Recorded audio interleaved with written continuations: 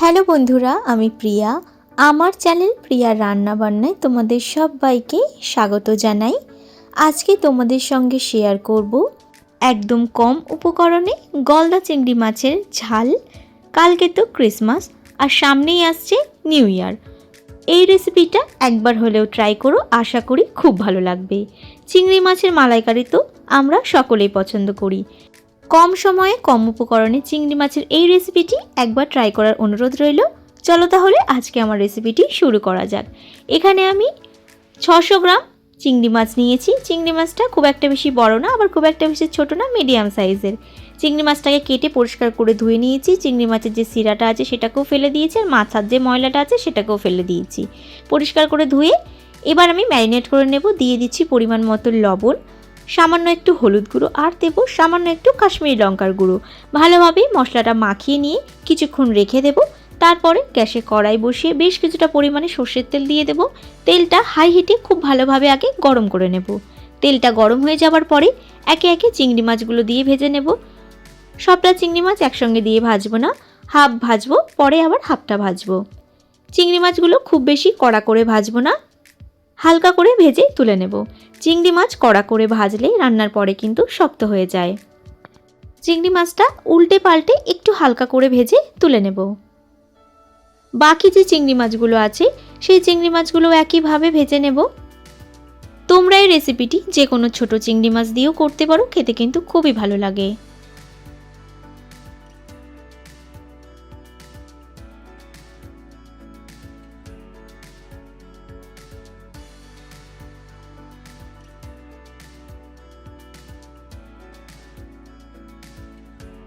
এই চিংড়ি মাছগুলো ভাজা হয়ে গেছে, তুলে নিচ্ছি। এবার ওই তেলের মধ্যেই ফোড়নে দিয়ে দেব একটা তেজপাতা, আর দেব গোটা গরম মশলা। এবার ফোড়নটা ভালোভাবে ভেজে নেব। ফোড়ন থেকে যখন একটা সুন্দর গন্ধ বেরোতে শুরু করবে তখন দিয়ে দেব পেঁয়াজ বাটা।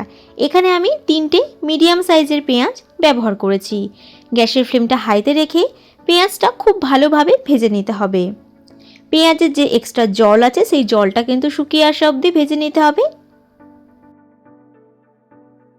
পেঁয়াজটা ভাজতে ভাজতে দেখো পেঁয়াজের কালারটা কিন্তু চেঞ্জ হয়ে এসছে, আর এক্সট্রা যে জল ছিল সেই জলটাও শুকিয়ে এসছে। এখন এর মধ্যে দিয়ে দিচ্ছি 1 চামচ পরিমাণে আদা রসুন বাটা। আদা রসুনটাও খুব ভালোভাবে ভেজে নেব। আদা রসুনের যে কাঁচা গন্ধ আছে সেই গন্ধটা যাওয়া অবধি কিন্তু ভেজে নিতে হবে। মশলাটা ভালোভাবে ভেজে নিয়ে দিয়ে দিতে হবে পরিমাণ মতো লবণ, হাফ চা চামচ পরিমাণে হলুদ গুঁড়ো, 1 চা চামচ পরিমাণে কাশ্মীরি লঙ্কার গুঁড়ো, আর দেবো সামান্য পরিমাণে একটু চিনি, আর স্বাদ মতো কাঁচা লঙ্কা কুচি। তোমরা যে যেমন ঝাল খেতে পছন্দ করো সেই পরিমাণ কিন্তু ঝালটা দিও।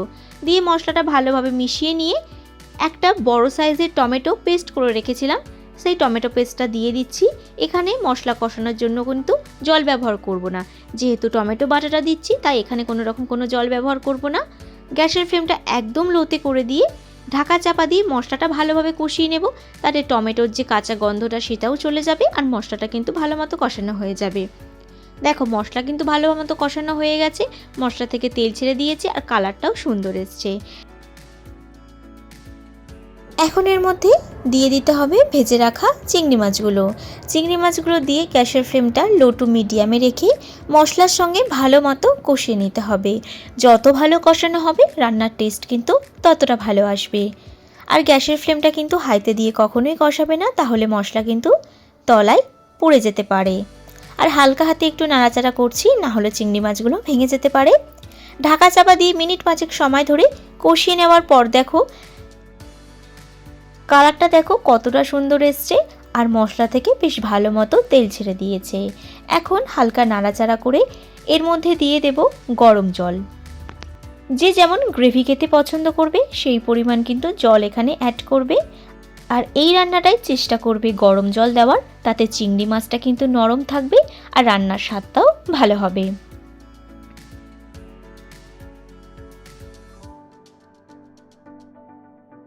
জল দেওয়ার পর খুব ভালোভাবে একবার মিশিয়ে নিতে হবে।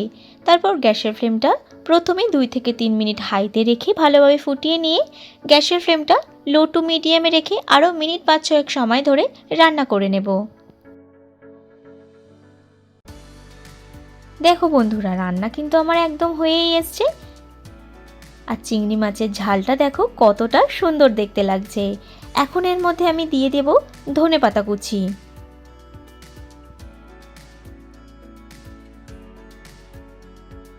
দেব হাফ চা চামচ পরিমাণে গরম মশলা গুঁড়ো আর দেব 1 চামচ পরিমাণে ঘি।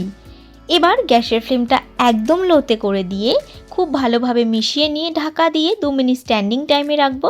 তারপর গরম গরম ভাতের সঙ্গে পরিবেশন করব গলদা চিংড়ি মাছের ঝাল। যে কোনো রান্নায় ঘি গরম মশলা দেওয়ার পর যদি কিছুক্ষণ ঢাকা দিয়ে স্ট্যান্ডিং টাইমে রাখা হয় তাহলে ঘি গরম মশলার গন্ধটা কিন্তু খুব ভালোভাবে থাকে। এই রেসিপিটি তোমরা ভাত, পোলাও, ফ্রাইড রাইসের সাথে খেতে পারবে, খেতে কিন্তু খুবই ভালো হয়। অবশ্যই কিন্তু এইভাবে একবার ট্রাই করার অনুরোধ রইল, আশা করি খুব ভালো লাগবে।